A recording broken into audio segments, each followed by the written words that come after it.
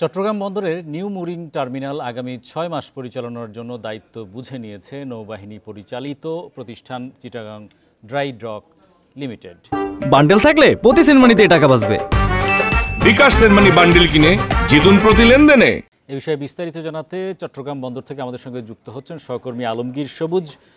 আলমগীর, আমরা দেখলাম যে দীর্ঘ প্রায় ১৫-১৬ বছর পরে এই যে পরিচালনায় কিন্তু নতুন যেভাবে যুক্ত হলো নৌবাহিনী, এতে করে এই যে এনসিটির পরিচালনায় কী ধরনের গুণগত পরিবর্তন আসবে বলে মনে করছে সংশ্লিষ্টরা?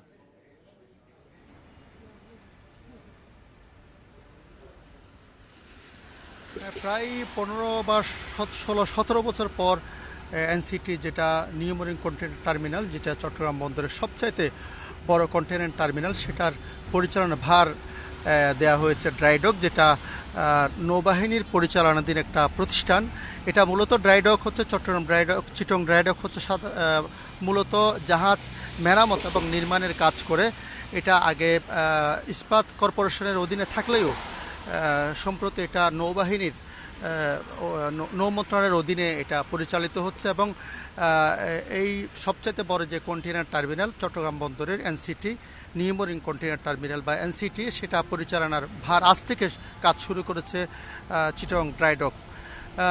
আমাদেরকে যেটা বন্দরের তরফ থেকে জানানো হয়েছে, গত রাত 12টার পর মূলত আগের যে প্রতিষ্ঠান সাইফ পারটেক, যারা 17 বছর ধরে এই টার্মিনালের কাজ করে আসছিল, তাদের চুক্তি শেষ হয়। সেই হিসাবে নতুন করে তারা ড্রাইডককে গত রাত 12টা থেকে দায়িত্ব বুঝে নেয় চিটাগং ড্রাইডক, তারা কাজ শুরু করেছে। এবং আমি একটু আগে আলাপ করেছিলাম চট্টগ্রাম বন্দরের সচিবের সাথে, তিনি বলেছেন আজকে দেখছেন নিশ্চয় চট্টগ্রামে বৃষ্টি হচ্ছে এবং এই দুর্যোগপূর্ণ আবহাওয়ার মধ্যেও তিনি বলেছেন চিটাগং ড্রাইডক যে নতুন পরিচালনা ভার নিয়ে তারা এই টার্মিনালের কার্যক্রম সুন্দরভাবে চালিয়ে যাচ্ছেন এবং এখন পর্যন্ত কন্টেইনার হ্যান্ডেলিংয়ের কাজ সুন্দরভাবে চলছে। এবং তিনি বলছেন যারা আগে থেকে যারা শ্রমিক ছিলেন, প্রায় 3,500 থেকে 4,000 মতো শ্রমিক যারা অপারেটর ছিলেন, তারাই মূলত এই কার্যক্রমগুলি চালাবেন এবং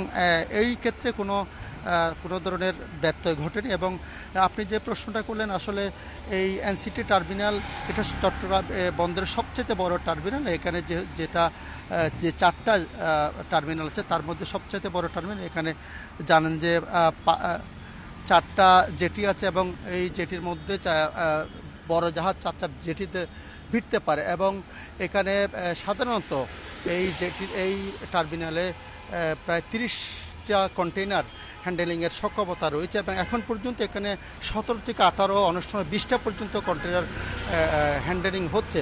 এবং যে নতুন চ্যালেঞ্জ হচ্ছে এই প্রতিদিনের এই যে কন্টেইনার হ্যান্ডেলিংয়ের যে সময়টা যদি বাড়ানো যায়, পরিমাণটা বাড়ানো গেলে এই চ্যালেঞ্জটা মূলত চিটাগং ড্রাইডকের উপর আছে এবং তারা মনে করছেন তারা সেই সক্ষমতা অনুযায়ী তারা তাদের। ধন্যবাদ আলমগীর সবুজ আমাদের সঙ্গে যুক্ত হওয়ার জন্য।